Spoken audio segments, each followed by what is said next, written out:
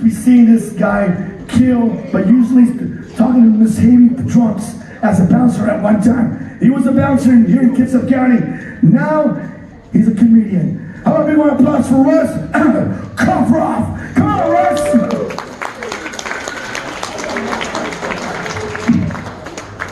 Thanks, Joe.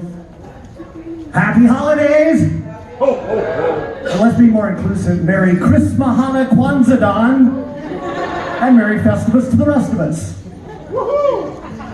As Joe said, I'm Russ. Hopefully I'm humorous, but I guess I'll let you guys be the judge of that. I've got a couple bad Santa stories here to share with you tonight, but I want to make sure you're in the spirit here first. So let's test things out here. Do you know what Santa's favorite snack is?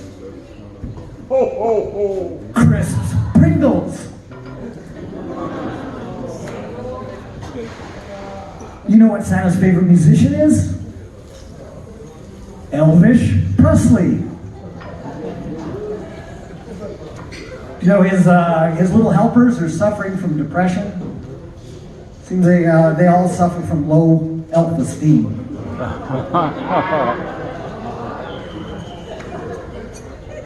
All right, let's get on to the stories.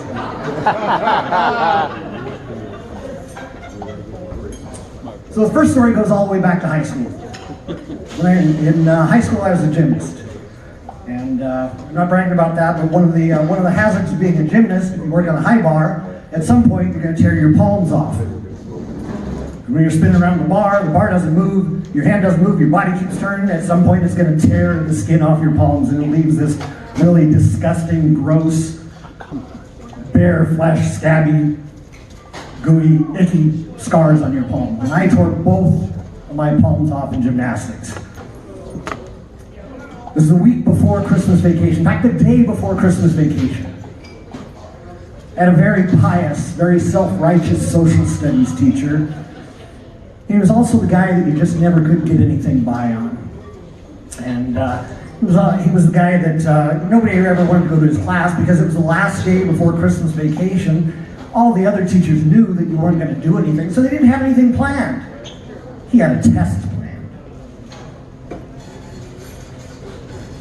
So we managed to distract him a little bit at the beginning of class before he was able to pass the tests out. And somehow the subject of birthdays come up. And my birthday is December 25th. That's right, I'm a Christmas baby. Woo!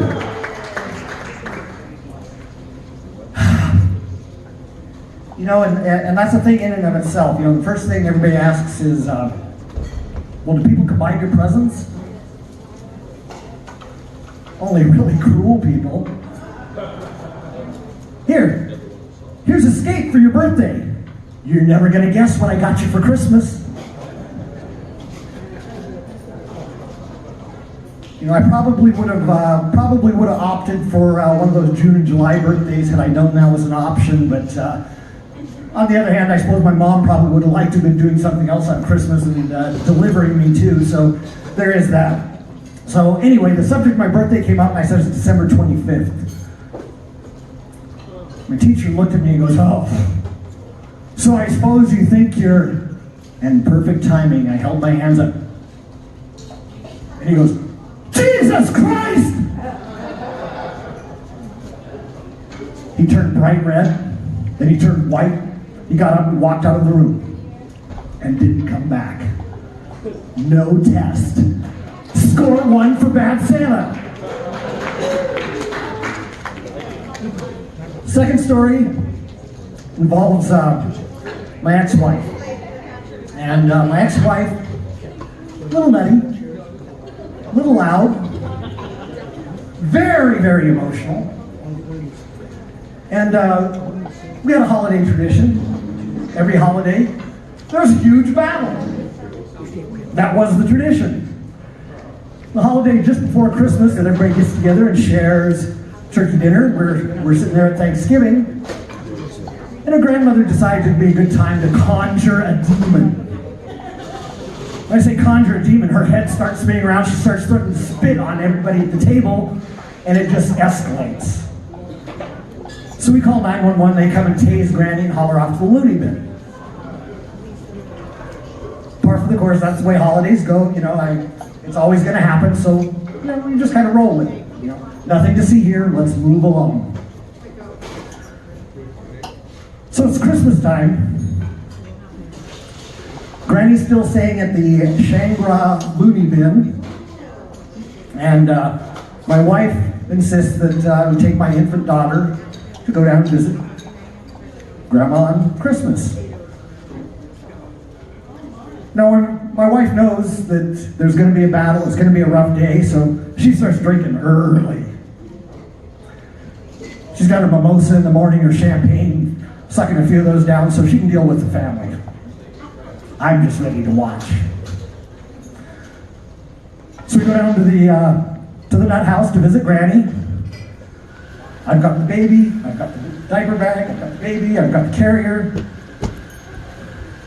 My wife goes, go in and sign us in. Okay, got the baby, I've got the bag, I've got the carrier, I'll sign us in. Got the baby in, I sign myself in. I've got the baby, I sign the baby in. I forgot to sign my ex-wife in. We go and visit. A little while, it's time to leave. Go to leave, and she's coming out. She's loud. She's emotional. She's screaming. She's got ribbons, bows plastered all over her face and head. It's kind of goofy. It's following us out, and they go to stop her because they think she's trying to follow me and my daughter out of there. And I had to pause. She said, Russ, tell them I'm with you. Tell them I'm with you. And I think, well, a lot of people did tell me to have a Merry Christmas. Russ, tell them! It is my birthday. They did tell me to have a happy birthday. Russ, tell them! It's so easy. I heard Bad Santa whisper. And then I realized that it was never going to be a Merry Christmas for me if I didn't claim my wife. So we admitted that she belonged with us. She's screaming and frantic and in tears now. So my daughter and I take her to her mother's house where she proceeds to get in a battle rival with her because that's what we do at family holidays. So anyway, that was my tale. That's my time. I want to thank you guys for coming out tonight and sharing your Christmas for us.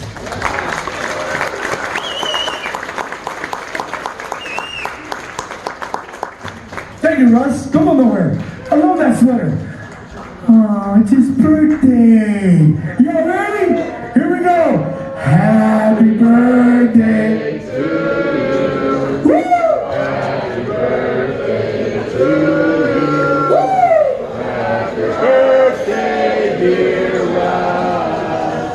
Happy birthday to you. Oh, happy birthday, Russ!